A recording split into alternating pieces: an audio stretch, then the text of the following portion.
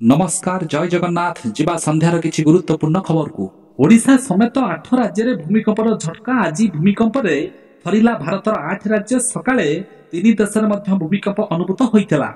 लोक माने भयभीत होई घर बाहरी आसिथिले। ओडिशा समेत 8 राज्य रे भूमिकंपर झटका अनुभूत होइछि। ओडिशा, छत्तीसगढ़, मध्य प्रदेश, महाराष्ट्र, आंध्र प्रदेश, तेलंगाना, झारखंड एवं उत्तर प्रदेश रे भूमिकंप अनुभूत होइछि।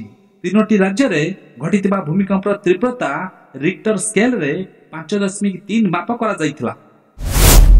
राज्य रे मोट 883 जन ठिकादार को दादन चालाण लाइसेंस दैछंती सरकार। राज्य रे उग्रट दादन समस्या राज्य रे काम न पाई बाहर को जाउछंती।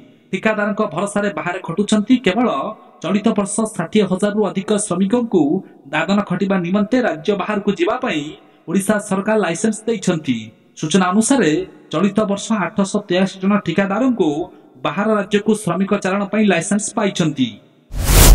गाँ ठू सहर सबुठी एटीएम कमिला। 5 वर्ष रे बदली गला चित्र। गत 5 वर्ष मध्यरे देश रे ऑटोमेटेड टेलर मेसिन एटीएम व्यवहार रो बड़ धरणर परिवर्तन होईची। गाँ ठू सहर पर्यंत सबुठी एटीएम संख्या ह्रास पाइची।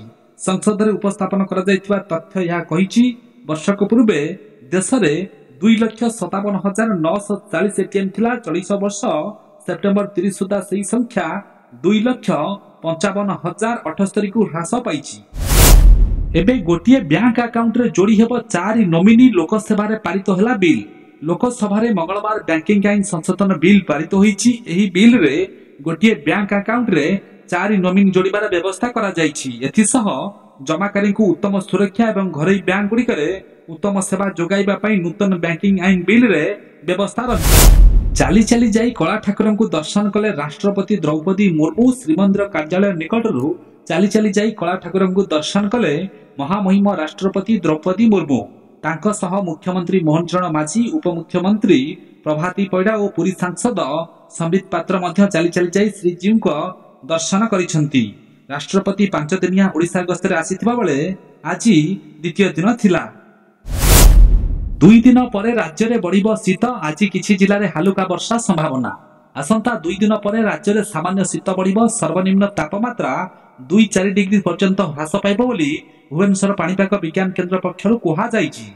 मंगलवार राति में सर्वनिम्न तापमात्रा सबुठु कम 13 डिग्री नयागढ़ रेकर्ड होईछि। अन्य पक्षरे गत 24 घंटा मध्यरे मालकानगिरी रे पड़िया रे सबुठु अधिक 50 मिमी रहिछि।